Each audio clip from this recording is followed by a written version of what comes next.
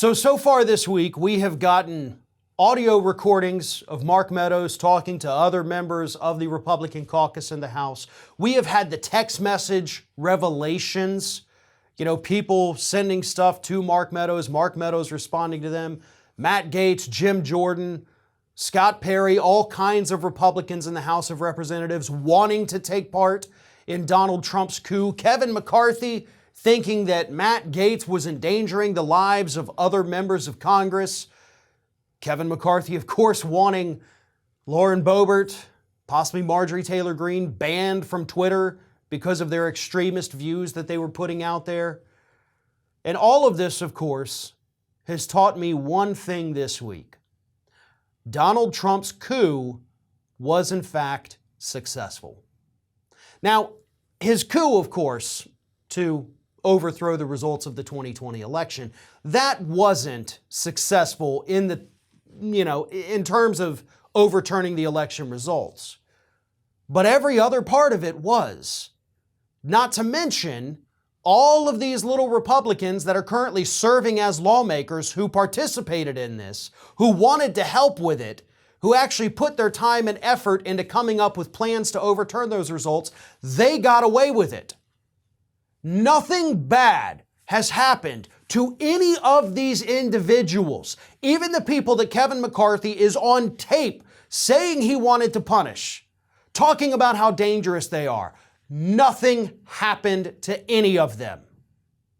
So yes, by those measures, I would absolutely say that Donald Trump's coup was a success because the people who plotted it are still in power. Not only that, but the few people that were against it, your Liz Cheney's, your Kevin McCarthy, apparently at one point, your Steve Scalise, they've seen their power diminished. Liz Cheney, obviously the one who's been punished the most by Kevin McCarthy. But McCarthy has allowed these extremists, your Matt Gaetz, your Boeberts, your Greenes, your Jordans, your Gomerts, they've now taken over. And of course, Matt Gaetz is calling for Kevin McCarthy to basically be kicked out of his role as minority leader in the House, possibly replaced by Gaetz himself, maybe by Elise Stefanik. But however you slice it, Trump did win. And I know that's a horrible thing to say because obviously he didn't win the battle, right? He didn't win the battle to overturn the election, but he won the war, right? He won the Republican Party. The people who wanted to help him overturn the results have risen in power. Those that were against it have fallen. I would count that as a success for Donald Trump.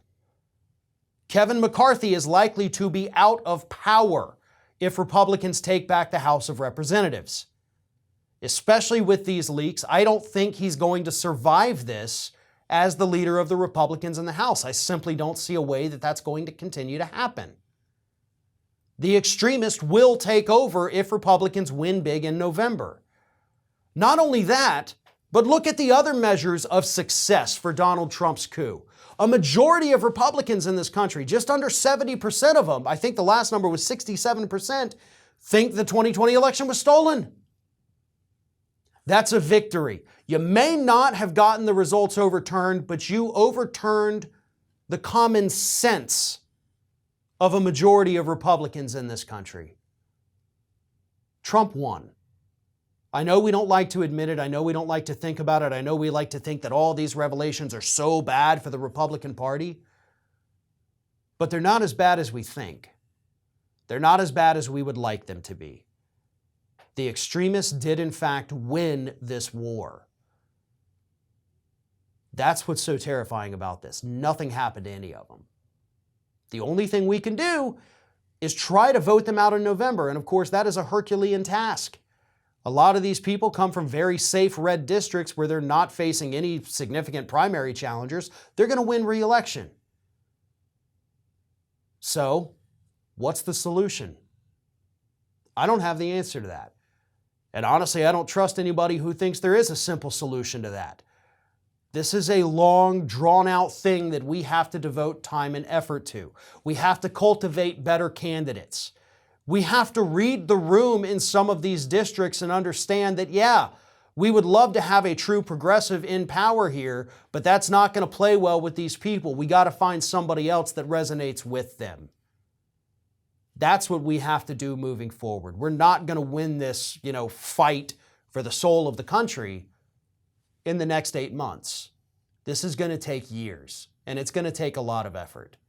But that is the only way to fight back against these extremists that have taken over the Republican Party. This is Hattie. Hattie wants to know why you have not subscribed to our channel. You obviously like our videos, so do us a favor and subscribe.